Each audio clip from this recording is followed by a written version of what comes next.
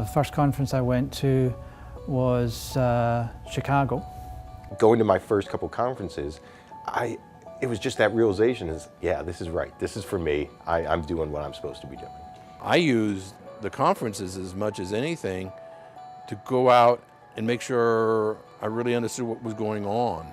Well, I was working in an area called link adaptation, which is a very small area at that time, and somebody else working in that was Leo Shanzo, this rock star in this particular area, and I got to talk to him, and that was fantastic for a wee lad from Scotland, you know. The conversations in the hallways and the discussions that you're having with the presenters are priceless. You're seeing connections, you're seeing collaborations, you're seeing new ideas develop, and you're doing it sort of real time. The reason I'm in the IEEE is because as soon as I left school, one of the first things I did was go to an IEEE conference in which I met all the people who wrote all the papers I'd read, wrote the textbooks I read, started presenting papers to them, and they actually thought I was worth working with. It's kind of like a gauge of how important is your work. I remember one conference I went that not only the room was packed, people were in the hallway looking in.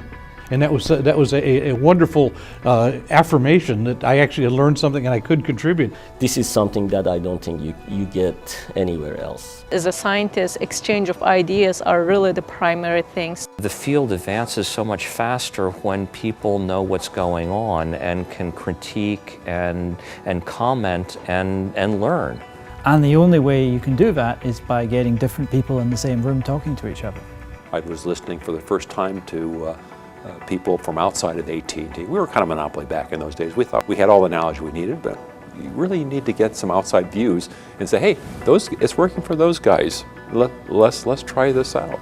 This is the part of the IEEE where people can learn the technology and advance the technology and spread the technology out for the benefit of everybody in the world. That's really important.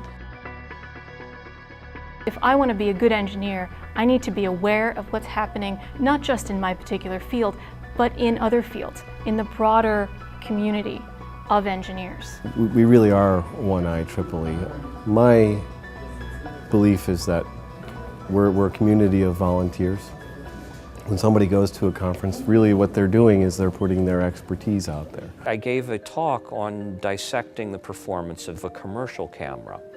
And the person that designed that camera came up to me afterwards and said, hey, those are a lot of good ideas there, but what would be really interesting from our point of view is if you just take the technology as far as it can possibly go, not worrying about whether it's commercially feasible or not, and then we can see how much of that we want to pick up and whether there's any value going there. When I go to IEEE meetings, I always find that you interact with some really smart people and you walk away and you say, wow, that was a good experience, I learned something, and you're walking among some really bright, intelligent people, and that's an opportunity you don't get every day. People use conferences in different ways. For me at the beginning it was more because there was some field that I was interested in I really didn't know a lot about, and I thought what better way than to go find out what the current state of technology was. So that's how I got involved in the robotics conference.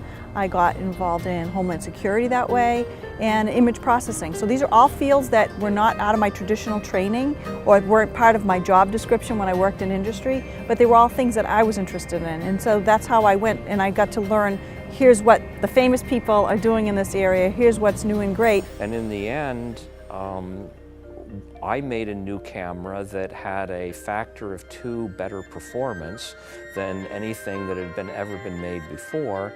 And in addition, he improved the performance of their camera significantly based on the work that we had done there.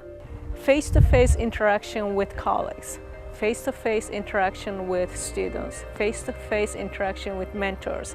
If we learn from others to look at the problems from a different perspective and different ways, that would actually help us to understand the science that we're doing. So it is basically to learn to look at problems from a different point of view, perspective. You almost always find that there's something, quote, unexpected. You meet a person or you attend a presentation, or you engage in a workshop where it brings together typically something outside of your everyday field of view. And that's what really creates that energy. If you just go to university, subscribe to, download your papers to the university library, you never meet anybody. Any engineer who is worth their salt wants to be a better engineer tomorrow than they are today. Whenever I come back from a conference, I usually have some new thing that I want to look into, some new technology that I think might be useful, or just some new problem solution. You see somebody present something that is related to what you're doing, and you go talk with them, and they had no idea about what the stuff that you're doing, and you had really no idea about the stuff that they're doing, and somehow you go away with a new idea for a joint project. And that doesn't happen to me when I'm sitting at my desk.